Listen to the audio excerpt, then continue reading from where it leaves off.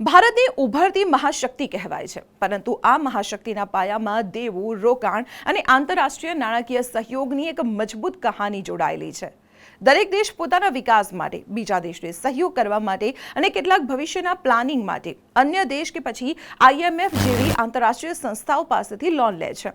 ત્યારે ક્યારે તમને એ સવાલ થયો છે કે આપણા ભારત દેશ પર કેટલું દેવું છે? તો ચાલો જણાવી દઉં. માર્ચ 2020ના અંત સુધીના જાહેર થયેલા આંકડા પ્રમાણે ભારત પર લગભગ 558.5 બિલિયન અમેરિકી ડોલરનું વિદેશી દેવું છે. ભારતનો નાણાકીય સ્ત્રોત કોઈ એક દેશ નથી, પરંતુ આનો મોટો ભાગ આંતરરાષ્ટ્રીય બજારો, વિદેશી બેંકો અને સંસ્થાકીય રોકાણકારો પાસેથી આવે છે. વિશ્વ બેંક અને એશિયન વિકાસ બેંક જેવી બહુપક્ષીય સંસ્થાઓ પણ ભારતની મુખ્ય ધિરાણકર્તા રહી છે. ભારત માત્ર દેવામાં જ આગળ નથી, પરંતુ તે સહાયમાં પણ આગળ છે. ભારત કુલ 65થી વધુ દેશોને અલગ અલગ રૂપથી મદદ કરે છે. તો આવી જ મહત્વપૂર્ણ ઇન્ફોર્મેશન માટે આપ જોતા રહો સંદેશ ડિજિટલ.